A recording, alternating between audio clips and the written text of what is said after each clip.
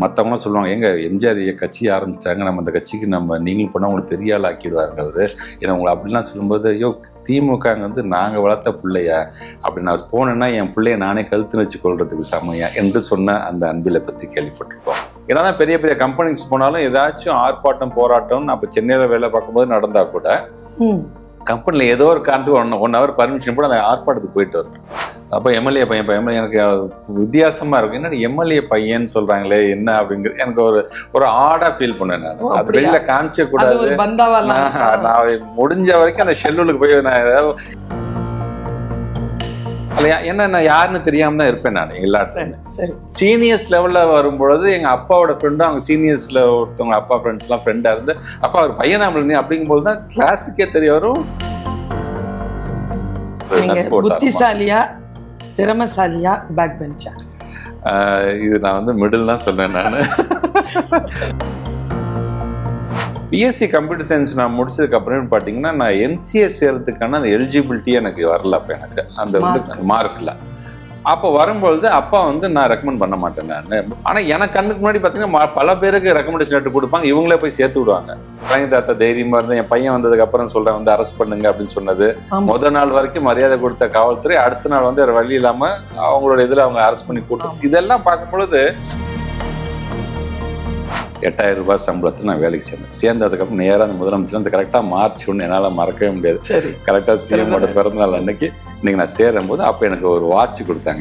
எனக்கு வாட்ச் கொடுத்துட்டு அந்த மாதம் 8000 சம்பளத்தை முதலமைச்சர் தான் கொடுத்தாங்க.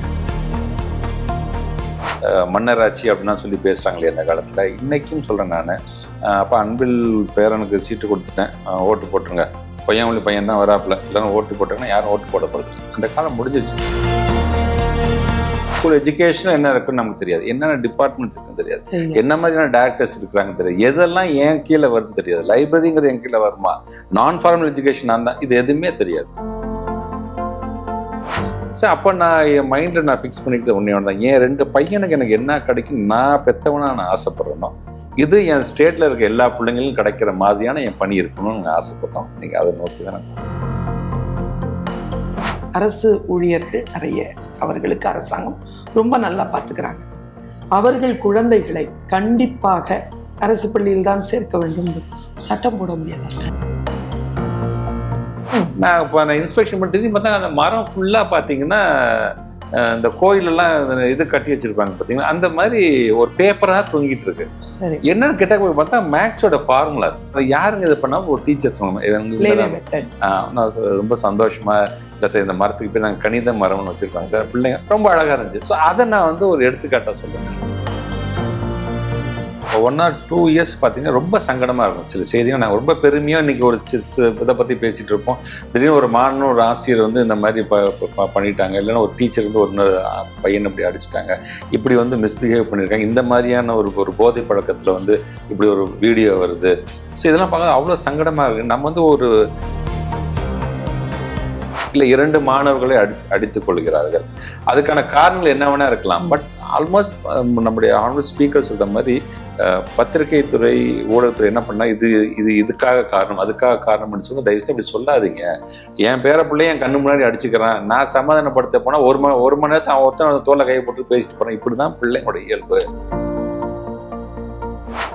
அப்போ பார்த்தீங்கன்னா நான் வந்து நம்முடைய ஆனரபிள் மினிஸ்டர் தர்மேந்திர பிரதான வீட்டில் போய் நான் பார்க்குறேன். நான் ரொம்ப நல்லா க்ரீட் பண்ணார், நல்லா உட்காரிச்சு நல்லா பேசினாரு.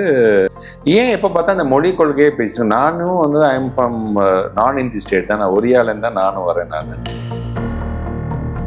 எனக்கு இன்னொரு ஆசை என்னன்னா, எப்படியாச்சும் நம்ம லைஃப்பில் முத்தமிழ் கலைஞர்கள் அந்த கடிதங்கள் எல்லாத்தையும் ஒரு தடவை படிச்சிருந்தேன்.